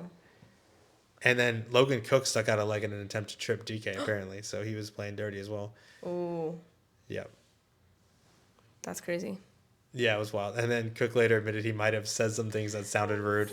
I think that, I think threatening to kill some someone. things that sounded rude. Threatening to kill someone is probably rude. Maybe slightly. But as for Max Brosmer, historically bad. Did you see the interception he threw? Yeah, that was a bad one. That was here. Yeah, that was crazy. That was Will Levis mode. That was bad. Josh Allen. That was hitting all the buttons on the controller. Gosh, he just he wouldn't let go, and then for some reason decided maybe I should get rid of the football when I can only throw it maybe a yard. Mm-hmm. Just hold on to the football. Yeah. You lost. Just don't make it worse. He made it worse. Yeah. He ended up with 4 interceptions on the day. Oh, no. Shout out to... It was so bad. Shout out to QB Gami, who I guess kind of like Scoregamis is like keeping track of original, never before seen quarterback stat lines. Max Brosmer had 126 yards, 0 touchdowns, 4 interceptions. It's actually not the first time that something like that has happened, even though it's historically bad. Dang. That stat line has happened one time before by Tommy Thompson on November 5th, 1950. Oh. Tommy Thompson was blind in one eye and stepped away from the NFL to serve for 2 years during World War II. Ooh. He is playing on the same caliber as someone who cannot see out of one eye. Yeah, he might as well have walked out there with trench foot. That's the type of like ancient ass history he was fighting against out there. That's crazy work. Yeah, it was bad. It's a bad game. Yeah, I remember that's when I was waking up was with the afternoon slot games, or late afternoon, and I just remember like I would get ready, like I'd wash my face. Oh, and it's picked off, and then it's like no way, and then I'd go and I'd put like moisturizer on, and it's picked off again. Like I just stepped into the bathroom. How has he thrown another interception? Yeah, it was a bad game all around. I have some blind resumes for you. Are you ready for this? Uh-oh. Okay, so wide receiver 1 had 2 catches for 4 yards. Wide receiver 2 had 2 catches for 23 yards. Which one would you rather have? 2 for 23. Okay. Who do you think these players are? What team do they play for? The Vikings and the Seahawks. Oh, one Vikings, one Seahawks. Is Justin Jefferson one of them? Yes. Is he the 4 yards? Yes. Yeah, he had a really bad game. Mm-hmm. And then JSN, he's the other one? Yes. Oh my gosh. So Justin Jefferson, 2 catches for 4 yards. And Jackson Smith-Njigba, 2 catches for 23 yards. This is a special kind of game. Yeah. But I feel like the Seahawks and Vikings always get into stuff like this. This is true. How often do they play each other? Probably once every couple of years. But I do remember there was a game in the playoffs that was 9-7. Oh my gosh. I think was the score. 9-7 was the final score? Yes, because the Vikings lined up to kick a 29-yard field goal and missed it. Oh my gosh. And I think that was the year the Seahawks went on to win the Super Bowl, maybe, something like that. Oh, no way. And it just happened to be like bailed out on the wild card round by a missed kick. Crazy. So as you can tell, neither quarterbacks did very well. Sam Darnold did not show out versus his old team. He has 14 of 26, 128 yards, 0 touchdowns, 0 interceptions. When did they off all the freaking interceptions? Yeah. Yeah, they didn't score an offensive touchdown. Gosh, Sam. Until the fourth quarter when Zach Charbonnet took like an 11-yard run into the end zone. Dang. So it was bad. And yet somehow, like I think over the last 3 games, Sam Darnold has like 2 touchdowns and 4 interceptions or something like that. So he hasn't been playing well. He played okay against the Titans, but it's the Titans. And they still sneaky almost lost that game. So I'm kind of losing faith in the Seahawks. That's why I say, okay, like the Seahawks were the team that made us look the worst. But they're not the same team. And even I think that was actually the start of the end for them way back then. Yeah. So. That was, I mean, it was, defensively, it was a good game. Oh, yeah. I mean, Sam Darnold, they turned the ball over like 4 times, didn't they? Yeah, 3. It was 3 times. Yeah. So, I don't know. The last little note here. So the Seahawks are tied with the Bears for the best record in the NFC right now. Dang. It's a really sad stat for Bears fans, actually. So the ESPN playoff predictor gives the Bears the lowest odds to make the playoffs of all current NFC playoff teams. Are you serious? 77%, despite them currently holding the number 1 seed in the NFC. That's so mean. Why are we doing that? I mean, they still have to play the Packers twice, I think, is the thing. That's true. The Packers twice and the Lions again. Ooh, the Lions again? I thought they already played the Lions once. They have to play them twice. Well, I thought they already played. Sorry, I thought they already played them once before they just played them. I think they have to play them again. I could be wrong. You're probably right. Let's find out. Because I know they dropped 50 on them in the beginning of the season. Yeah, they lost 52-21. And they have to play them again. Yeah, they played Packers, Browns, Packers, 49ers, Lions. So. They play the Packers next. Yeah. Scary. It's a scary picture of Ben Johnson. Ben Johnson taking his shirt off on Black Friday, yeah. So I don't know. Do you think the Bears will make the playoffs? I think they'll win one of the games against the Packers. And I hope they make the playoffs. I hope so too. Because that would just be so sad. It's just crazy to me that they're sitting at the 1 seed right now. That's absurd to me. Yeah. All right. Next game, Chargers 31, Raiders 14. The Raiders suck ass. The Chargers win ugly again. Mm-hmm. Justin Herbert. I know, it was looking like, it was like 14-14, or no, 7-7. Mm-hmm. And I was like, oh, because it was like third quarter by that point or something. It was late in the game. Uh-huh. And I was like, they're letting the Raiders hang around for a little bit longer than they'd probably want. Mm-hmm. So, I don't know. Yeah, I don't know what to make of the Chargers because they just don't look good ever. Yeah. And now Justin Herbert is hurt. Like I said, he had surgery on his hand today, which is Monday, technically. And he's day-to-day. But the Chargers don't play until Monday, but they do have the Eagles on Monday Night Football, which will be a huge game for both teams. Because if the Texans win on Sunday night and the Chargers lose, they're out of the playoffs. Dang. So. That's crazy. Yeah. And the other big one from this weekend, which was a horrible watch, was Bills 26, Steelers 7. Yeah, that one was just nasty. And it was getting, like, chippy towards the end. Yeah. So. Just an ugly, ugly game. Do they have a history, those two teams? Do they hate each other? I think Josh Allen's just a little bit of an asshole sometimes. Oh, well. Because I think, like, Cameron Hayward was saying, like, Josh Allen intentionally kneed him in the stomach on a play or something like that. I wouldn't put it past him. Yeah. The Steelers were winning this game at halftime. Yeah. And then immediately out of half. Aaron Rodgers died. Yeah. Got a bloody nose or whatever the heck. And then the Bills took it down for a score. Yeah. It was the a first, quick, right? I think it was the first play out of halftime. It was. Joey Bosa sacked Aaron Rodgers, like broke his nose and his wrist and caused the ball to go loose, and then they recovered it and scored for a touchdown. Yeah. And that was it. That was all they needed. The Steelers never really got close to scoring again. So no. I think Aaron Rodgers, he left the game after that. Mason Rudolph came in, threw an interception to the same guy who scored the touchdown. Yeah. And then it was just downhill after that. Yeah, I don't think that the Steelers ever really had a chance to win this game. No. Unless they were after that. Unless they were going to win it 7-3, unless that was their plan. Yeah. But even the 7-3, I just dreamt the wrong teams. Yeah, even that 7 though, they didn't get that. I think they got that off of a Josh Allen interception or something like that. Or no, it was James Cook when he just he was running with the ball and he kneed it out of his own hand, and then the Steelers recovered it and went down and scored, and that was about it. Well, they can't get anything done not the right way, but just like the traditional way on offense. Yeah. Yeah. Oh, well. I knew I shouldn't have picked them. So now the Bills are sitting at 8-4, 8-5, 8-4. I'm pretty sure.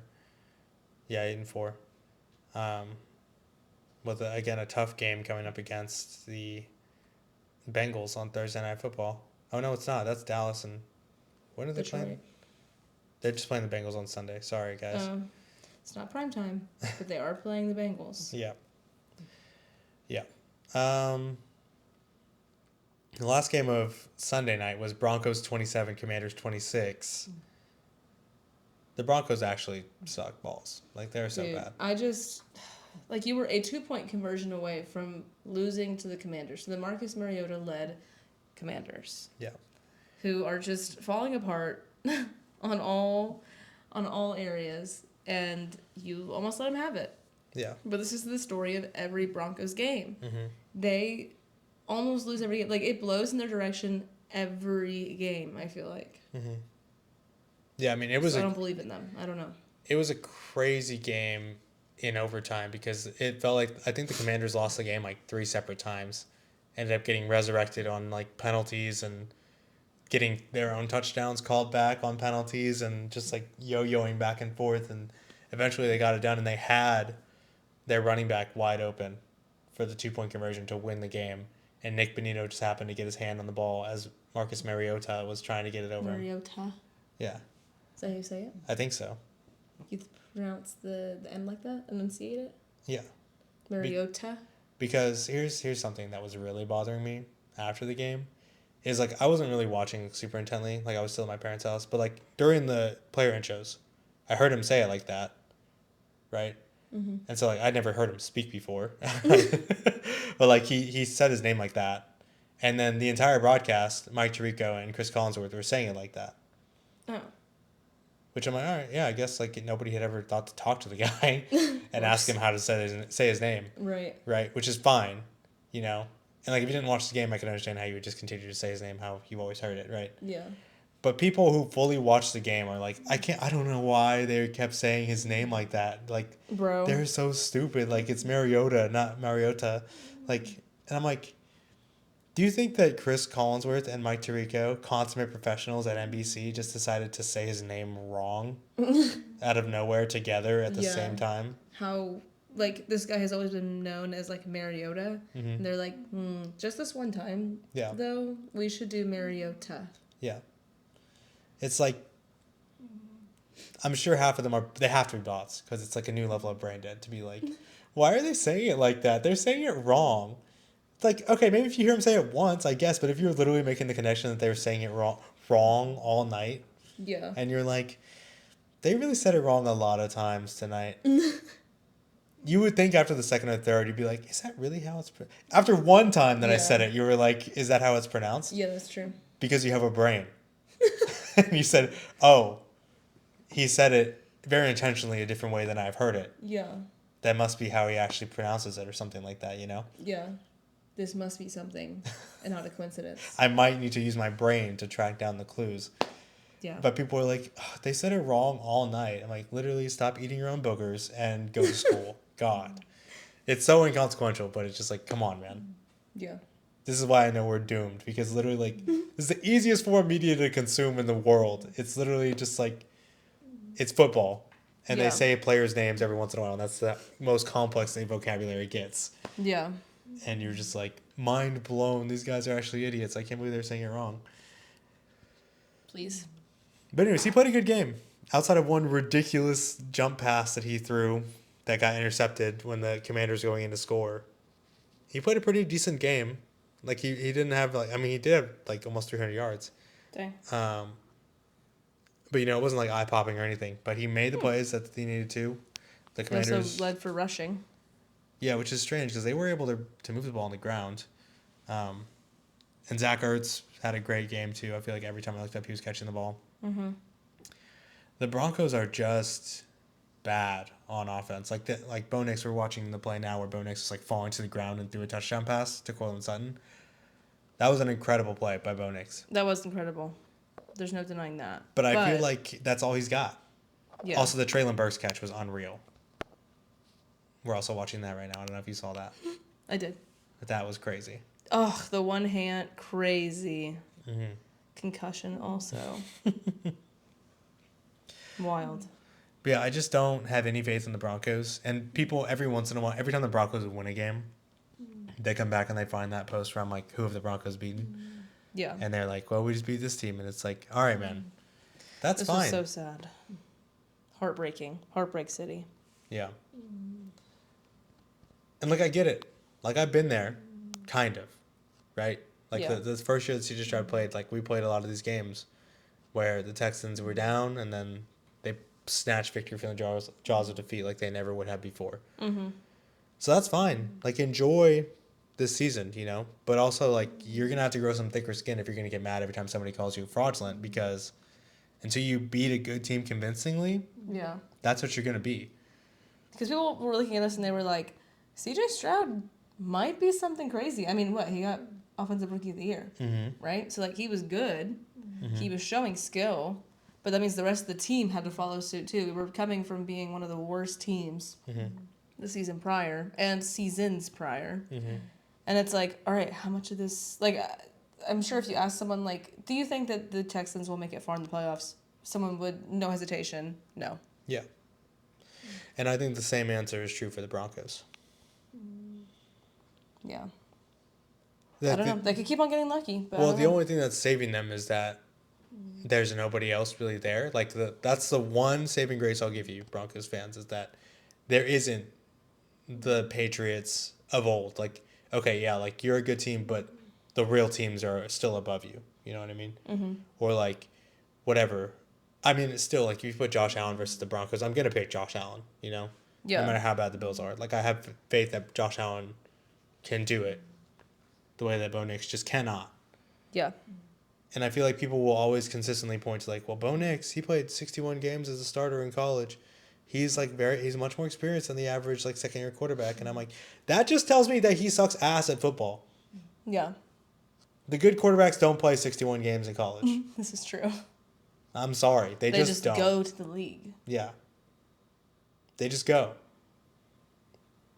And like the whole broadcast, I don't know. I just get so sick of the Bo Nix talk because they were just doing like a whole broadcast and like, yeah, his dad was a quarterback at Auburn and he got to go and play football there too. And his brother is Ty Johnson. Yeah, and I'm just like... Not Ty Johnson. Tez Johnson. Tez Johnson. Which that's fine. I don't have a problem with that because that's not nepotism. That's just... very sweet. Yeah, that's a nice story about Bo Nix's family. I do like that story. I saw this story. I was like, oh. But and I knew that story, but then I saw like Tez post about it. I was like, oh, wait, that Johnson? Mm-hmm. Tez Johnson? And then I was like, oh, that's sweet. Anyway, sorry. Yeah, I don't know. Back to hating. Yeah, I'm back to hating. I just can't. I can't deal. Like, and like whenever I see someone who is playing mediocre football at best, I think the last thing you should do is talk about how like they're following in their dad's footsteps. Yeah. Because then I'm like, all right, man. Yeah. I see what's going on here, and I don't like it. You know what I mean? Yeah. I'm not saying that's why he made it to the league. Like, clearly he has something about him that is fine at playing football. But right. Do I think do I think Bo Nix will win a Super Bowl in his career? No. You heard it here first. I just don't. Put that on a quote card. So, I don't know. Broncos, congrats. Like, enjoy it while you can. Seriously, enjoy it. Because next year you're going to have a first place schedule. That is true. And things are going to get a lot harder for you. So, enjoy it while you can. And just hope CJ Stroud doesn't come to town fully healthy this time. Truth. That's all I'll say about that. Last game, speaking of cupcake schedules, Patriots 33, Giants 15. The Giants sucked. It's just so sad. Jackson Dart was playing, right? He was trying not to. Oh. He's actually, I don't know if they just don't have coaches over there that are like, hey, do you want to live?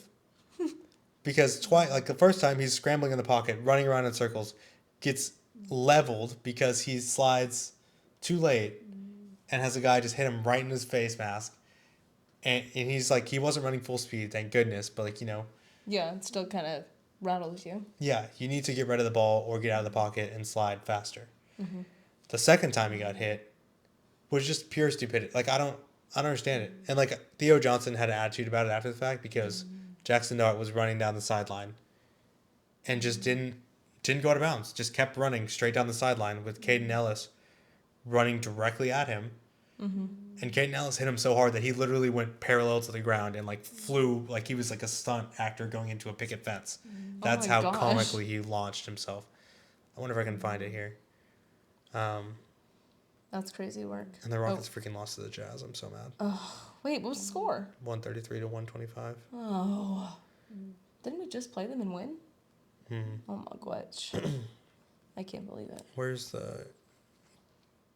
Here it is, right here. So you can see Jackson Dart running, go out of bounds, and then Theo Johnson gets attitude about it. But it's like, look, he was clearly in bounds. I get you got to protect your quarterback, but it's just not a smart play. And I need to see it again. I'll wait for it to circle. For someone who's already missed who's got multiple concussions this season, who's supposed to be your franchise quarterback, I just don't understand what you're doing there. You know, like you've got to be smarter than that. Yeah. Because it wasn't a dirty play. Bless you. Thank you. But just get out of bounds. Oh. And he gets leveled because he's just tiptoeing the sideline trying to get extra yards. He could have been gentler. Because No. he could have pushed, like... He could have, but he didn't have to. And that's what you have to know. He didn't need to go that hard. He didn't have to go that hard, but you need to know, if you're Jackson Dart, that there's no reason why he shouldn't hit you as hard as possible. Why wouldn't he? I guess not, yeah. I suppose not, but as a human, you would say maybe, he's literally touching the sideline, essentially. Let me just give him a little poke, and then he'll be out. Yeah, but I mean, you just can't give people free reign to hit you like that, because what do you... I guess. I mean, I guess I have to stay true to my own words. Yeah, if that was Patrick Mahomes, you would want him dead. This is true. I have to stay true to my own words. As much as I like Jackson Dart, if you're going to scramble, if you're going to go all crazy like that, you got to know the consequences of what's going to happen. Mm-hmm. So, yeah, I guess it's not a dirty play. I mean, was there a flag thrown? On Theo Johnson for hitting him after the fact, because there's no reason for him to do that. That's true, yeah. It was in bounds. He hit the guy while he was in bounds. Okay, well, good on the refs for sticking by that then. Yep. Jackson Dart, you need to figure out how to get out of bounds. What's one more yard going to do? Yeah, you just got to play smarter than that. Marcus Jones had a huge punt return touchdown. But, I mean, the Giants kept it closer than I would have expected in the first half. Then Marcus Jones returned that punt return touchdown. Younghoe Koo missed a field goal by literally sticking his foot in the ground. Didn't even touch the ball. Are you so serious? I have that video as well. He might be done. Yeah, I've never seen anything like it before. Never seen anything like it. But he's just fully lined up to kick this ball and just stopped short. Just kicked the ground, stood straight up, and then I think Jamie Gilliam literally got destroyed because he had to pick up the ball and run. Jackson Dart's in disbelief. That's great. How do you even... What are the mechanics? I don't know. He just got up too far on it, I think. I don't even know. That's crazy work. Victor Cruz says, I just threw my drink across the room. That's fair. That's wild. Dang, yeah. New kicker as well. Time to get a new kicker. Yeah. So, I don't know. I was a little bit suspicious because then the Patriots got the ball at the 50 and went down, and that was when they went up 17-0 or something like that. Mm-hmm. It was punt return touchdown, and then off of the horrible kick. So, it's okay, they're still kind of playing with their food. Then they kind of poured it on a little bit. I think they went into half up 30-7. They dominated them. Yeah. And I lost by 2 points in my fantasy league because of the Patriots defense. So thanks, guys. Could have maybe not had that touchdown, or you could have let them score more points. Or Miami could have gotten that field goal. We shouldn't have gone for it on fourth, and then he would have kicked it, and then I would have won. Yeah. I mean, it's crazy to me that Drake May is now the front runner after Matthew Stafford's game to win MVP. Miles Garrett should win MVP. Yeah, I was thinking about that today. About how in 2014 they told us wow, J.J. Watt is literally having the greatest single season that anybody has ever had in the NFL. Dang. If only Aaron Rodgers hadn't only thrown 2 interceptions this year, any other year he probably wins it. Crazy. And I think they're probably lying. I don't think that that's true. I think that every other season after that there was a quarterback who was playing well enough to get the award because they just give it to quarterbacks now. Mm-hmm. But I think about now, and I think, this is the year that J.J. Watt would have won MVP. Yeah. Because Drake May has only thrown 24 touchdowns. It's pretty run-of-the-mill. Maybe even less than that. Less than run-of-the-mill. Yeah. I mean, it's just... He throws a good ball. He threw a bomb to Kyle Williams that was right on the money. Just as I was writing down, whatever, the Patriots aren't that good. They're barely winning, And then he threw that dot to Kyle Williams deep down the field. And that's, where they can be really scary, the Patriots. Mm-hmm. I just don't believe they can do that to good teams, consistently. Yeah. I don't know. It'll be weird if Drake May wins this MVP because I don't think the Patriots will make the playoffs next year. Mm-hmm. Based on nothing. But, I just don't think they're that good of a team.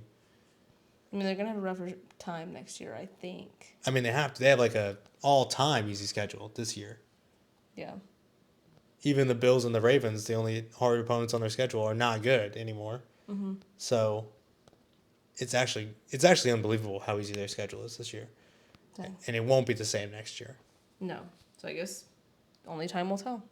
Yeah, but it'll be so weird if this is really just like I think Drake May is probably going to be a fine quarterback, Right.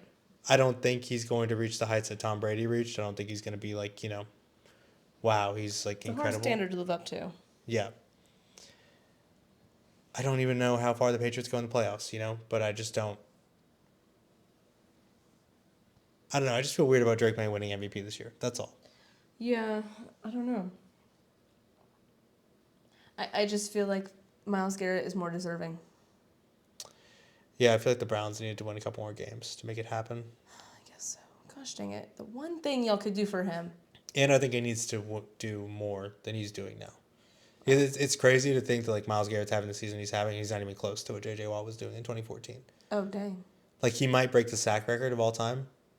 But J.J. Watt still had 20 and a half sacks that season, I think. And he scored, he had multiple interception, fumble recovery, touchdowns, offensive touchdowns. Mm-hmm. He had, 5 or 6 touchdowns, I think, on the season. Dang. He's just blocked field goals. That's crazy. Everything. He was just doing everything for the Texans that year. Yeah. That's crazy. And so, yeah, I think this would have been the year that he would have won it. I don't think Myles Garrett did enough to win it this year because all he's done is get 19 sacks. Should have done more. But yeah. I guess more. I don't know. When you compare it to J.J. Watt, then, yeah, I don't know. Yeah, it does feel weird saying Drake May, but I don't know who else other than Matthew Stafford. I mean, Matthew Stafford. It's just the most winning quarterback. It's kind of what it is. I think and hope that Matthew Stafford will, shake it off and just go back and continue doing what he's doing, and he'll win it just by default because he's already got 10 more touchdowns than Drake May. He's got, I think, half the interceptions. Mm-hmm. He's just a better quarterback than Drake May is, and that's not even a slight on Drake May. Like, Matthew Stafford's one of the best to ever do it. Mm-hmm. I just think it would be. I think if you're the NFL, you probably don't want to give Drake May the MVP. Why? Because it's just not. He's just not that good right now. Yeah. You know what I mean? Like that being the standard for MVP. Yeah, it's kind of like people have been talking about this in the Heisman race or whatever. Like, we've had people years where Trevor Lawrence threw I don't know, he scored 50 total touchdowns and didn't win the Heisman or whatever. Yeah. Because Deshaun Watson did the same thing where he didn't win the Heisman even though he had this crazy year because the competition was so fierce. And this year the leading quarterback or something like that in college football has 40 touchdowns, and that was good for 5th last year or something like that. Yeah. It's just a weird down year in football to where these mediocre guys are going out and putting up. Drake May's not putting up pedestrian numbers, but he's putting up serviceable numbers against horrible teams. Right. And it's when you look back and you compare Drake May this season to seasons Josh Allen had last year or Lamar Jackson had the year before, or the season Lamar Jackson had last year when he should have won MVP anyway. Right. Are they comparable? No. They're not. Yeah. When Aaron Rodgers threw 40 something touchdowns and 2 interceptions. Crazy. No, not comparable at all. Yeah. It's a hard standard to get up to. But yeah, I don't know. It's weird. It's weird thinking that he's the top runner. Just because he's the last one standing. Yeah. Is crazy to me. But I don't know. Also, yeah, the Giants punted on 4th down and 1 at the 40. Down 20 points just before halftime. Bruh. They punted so many times on 4th down tonight. Girl, please. It's what? What are we doing? Am I seeing the same score you're seeing? Yeah. They gave up. I mean, with the season they've been having, yeah. So, I don't know. I guess Patriots, congrats on the win. Take it with a grain of salt. Know that they gave up probably shortly after Marcus Jones took that touchdown back. Yeah. I think actually probably after Younghoe Koo kicked the ground, they're probably you know what? Forget it. We're not going to play football anymore. I'm done. Yeah. We're shutting it down for the season. Yeah. For New York. So I'll need to double check the standings for this week. But that's all for this week. We're going to pick our Thursday night game, and then we'll be done. This one's a good one, though. It is a good one. It is Cowboys at Lions. Both of these teams on the outside looking in right now You'd be surprised to see what the Lions are. Is Monra back? That I don't know. Can you find out? I will. So the Lions right now have a 44% chance to make the playoffs, only an 8% chance to win their division. The Cowboys, strangely enough, have a higher percentage chance to win their division than the Lions do. Which officially do not practice on Monday. Or did not practice, whatever. Okay. Yeah, it's a short week. He's not going to play. It's just not going to happen. Yeah. So they'll be without Amon-Ra St. Brown. We see how that did to them on Thanksgiving. Yeah. Yeah, but the Cowboys now, they win this game, they'll be a game back from their division, which is crazy. But Dang. like I said, they do have a 10% chance to win their division. The Lions only have an 8% chance to win their division. Gosh. The Lions are in trouble. Lions are in trouble. If they lose this game, they are approaching done levels. You think that they get it done this game because they have to? No. I think they lose. And I think they deserve to lose.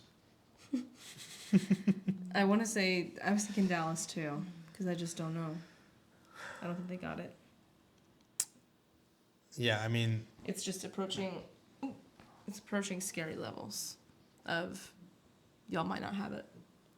Yeah, I think that the Cowboys' defense has been better these past couple weeks. And I mean, Jahmyr Gibbs is all they have left on Detroit, which is crazy to think about. But I know. That's really kind of sad. So, I don't know. I'm going to pick the Cowboys. I'm also going to pick the Cowboys. Okay. But because I was going to pick them already. Okay. That's fine. Yeah, I don't know. It's going to be tough, but I think this is like truly one of the first of these playoff matchups. Yeah. Like the loser is done. Mm-hmm. He was George Pickens was limited in Monday's practice. He'll be fine. The Lions are being given a 62% chance to win. I just don't buy that. Dang. I mean, Dak Prescott, if he wins this game, I don't see why he doesn't get put into the MVP conversation. I mean, honestly, and this hurts so much. This hurts so bad. But I think that he should be considered for MVP. I would rather Dak Prescott win it than Drake May. I'll just be honest with you there. Yeah. I just can't. I need to stop cheering for the Cowboys, though. This needs to stop at some point. Well, I think who do they play? Who do the Cowboys have if they win this game? Well, they'll play them no matter what, but they have the Vikings next and the Chargers. We'll need them to beat the Chargers. Then after that.